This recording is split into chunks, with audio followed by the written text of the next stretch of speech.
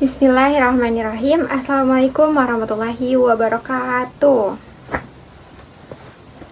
Baik, apa kabarnya adik-adik semua? Alhamdulillah baik ya, sehat semua ya. Nah, jadi karena pembelajaran di hari ini kita ada di bulan Ramadan, bulan puasa, jadi teman-teman semua puasa nggak? Puasa, alhamdulillah puasa ya. Semangat ya puasanya. Semangat juga untuk belajar pembelajaran hari ini. Ini masih pagi, jadi kita harus semangat semua. Dan senang sekali rasanya Ibu bisa ketemu dengan kalian pagi hari ini dengan wajah-wajah yang cantik, yang ganteng. Masya Allah. Jadi sebelum kita mulai pembelajaran, alangkah baiknya Ibu memperkenalkan diri Ibu terlebih dahulu karena ini merupakan pertama kalinya kita ketemu, ya kan? Kalian baru melihat Ibu kan? Ini pertemuan pertama kali kita kan? Kalian belum kenal Ibu. Nah, jadi ada pepatah yang mengatakan tak kenal maka tak sayang. Perkenalkan, nama Ibu Aziza Finanda. Bisa kalian panggil Ibu Aziza atau tidak Kakak Aziza karena Ibu juga usianya masih 20 tahun. Jadi bisa dipanggil Ibu Aziza, bisa panggil Kakak Aziza juga. Ya. Jadi Ibu sekarang menempuh pendidikan di Universitas Jakarta, yaitu Universitas Indra Prasta PGRI atau Unindra. Ibu menjalankan program studi bimbingan dan konseling. Sebelumnya sudah tahu belum bimbingan konseling itu apa? Ya, jadi seperti yang kalian lihat sekarang ini ya, Ibu sebagai guru BK yang akan memberikan layanan dan bimbingan untuk adik-adik semua.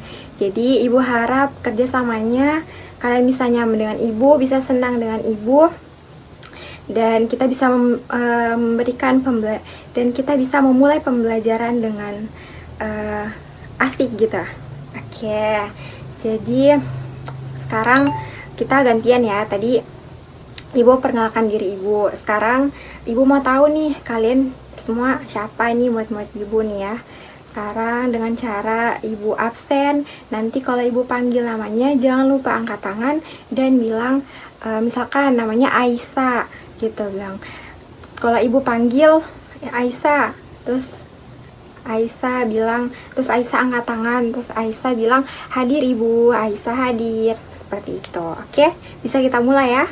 Oke. Jadi, kedatangan Ibu ke sini akan memberikan kegiatan layanan informasi tentang bahaya bullying.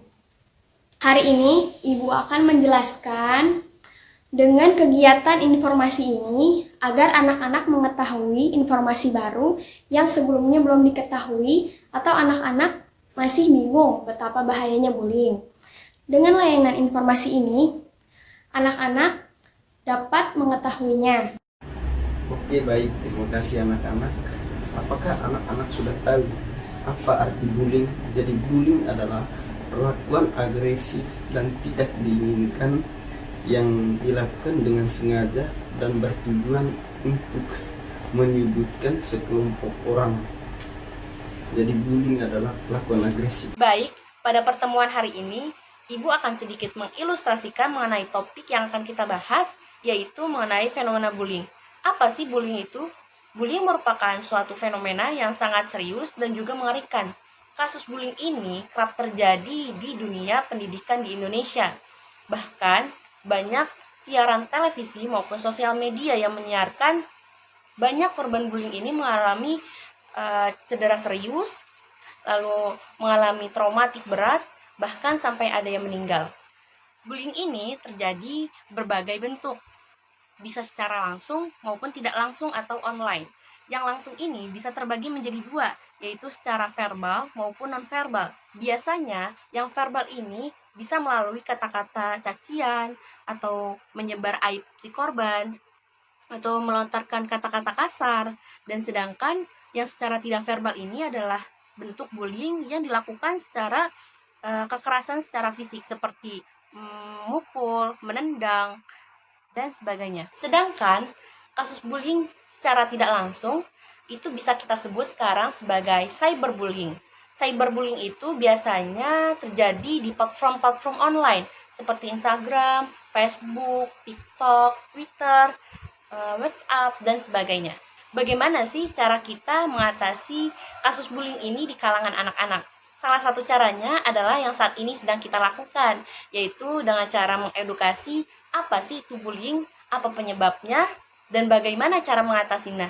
Dan bagaimana jika kita menjadi korban bullying, dan bagaimana jika teman kita yang menjadi korban bullying. Dengan adanya topik pembelajaran tentang bullying ini, Ibu harap kalian bisa memberikan lingkungan yang aman dan juga nyaman terhadap teman kalian semua. Saya akan membawakan topik yang berjudul tentang bullying, yang nantinya saya harapkan adik-adik dapat memahami, dapat memiliki wawasan baru, dan dapat melakukan kebiasaan tersebut setelah adanya materi serta contoh-contoh yang akan saya bawakan hari ini. Memberikan informasi bagi siswa-siswi tentang perilaku bullying yang dapat merugikan perkembangan mental bagi dirinya sendiri bahkan orang lain. Yang kedua, itu memberikan pemahaman bagi siswa-siswi mengenai interaksi yang baik kepada setiap teman sehingga kemampuan interaksi sosial siswa-siswi dapat meningkat. Yang ketiga, memberikan pemahaman tentang pengaruh perkembangan mental anak yang terjadi akibat bullying. Oke, dalam layanan informasi ini semua akan menjalankan beberapa asas. Nah, asasnya itu ada asas kegiatan. Nah, jadi pada layanan ini Ibu minta kepada anak-anak semua bisa aktif, dan jika ada yang ingin bertanya silakan, dan juga memperhatikan betul apa yang Ibu sampaikan.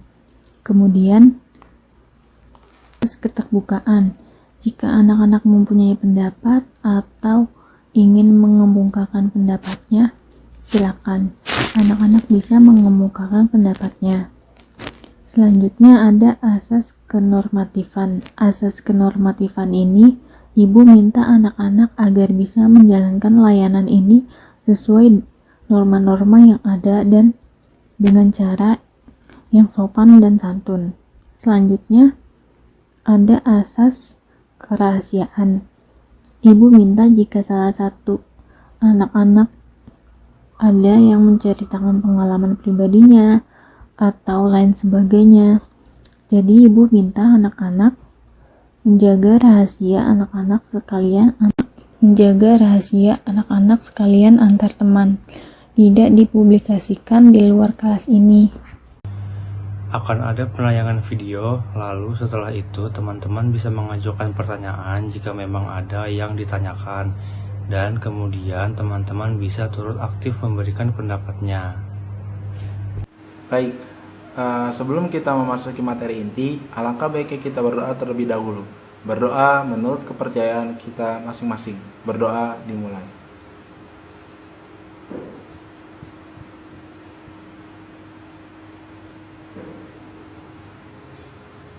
Amin, amin ya rabbal alamin. Baik, sudah selesai tugas penstrukturan penuh dari kelompok kami, kelompok 2, konseling format klasikal R4H. Kurang lebihnya mohon maaf. Wabillahi taufiq wal hidayah. Assalamualaikum warahmatullahi wabarakatuh.